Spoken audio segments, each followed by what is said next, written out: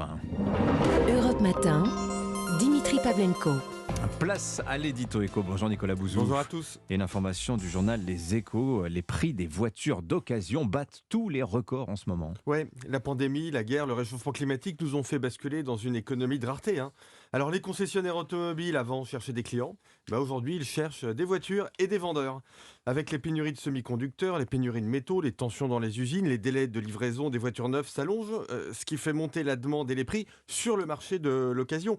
Pire que ça, moins de voitures neuves qui sortent des usines aujourd'hui, c'est fatalement à terme moins de voitures d'occasion sur le marché. Alors en effet, d'après le baromètre Autovisa, le prix moyen d'un véhicule d'occasion de moins de 8 ans a atteint 22 400 €. C'est une augmentation de 2 700 € en un an. On pourrait presque spéculer sur les voitures d'occasion. Je l'achète cette année, je la revends l'an prochain et je gagne des sous. Ouais, alors C'est vous, fou. vous plaisantez, mais oui, le prix des voitures de 6 à 8 ans a augmenté de plus de 20% sur un an. Et les occasions qui ont un an se vendent 12% plus cher qu'il y a 12 mois.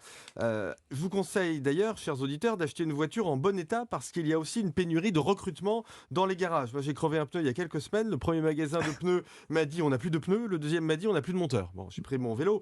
Au passage, la loi qui durcit les conditions d'accès à l'assurance chômage a largement été adoptée à l'Assemblée nationale hier. Une excellente nouvelle pour notre économie, alors que le marché du travail se porte au mieux depuis une quarantaine d'années.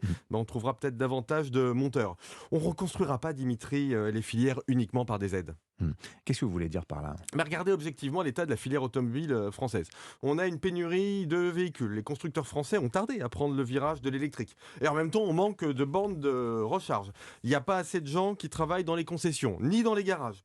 Dans ce contexte, vous pouvez verser toutes les aides aux ménages que vous voulez. Et dans le cas de l'automobile, on l'a beaucoup fait. Ça fera juste du déficit public. Ce dont on a besoin, c'est de constructeurs qui voient un peu mieux l'avenir, d'un EDF qui fonctionne pour fournir beaucoup d'électricité, si on fait des voitures électriques, d'un gouvernement qui a le courage d'ouvrir des mines de lithium. Le lithium, on en a besoin pour faire des voitures. Un gouvernement qui ne cède pas devant les activistes. Et puis des gens qui ont envie de travailler dans la filière. La reconstruction industrielle, ça ne se fait pas tout seul. Ça ne se fait pas en distribuant de l'argent magique. Ça se fera avec du courage, de l'intelligence, du travail. Merci beaucoup Nicolas Bouzou.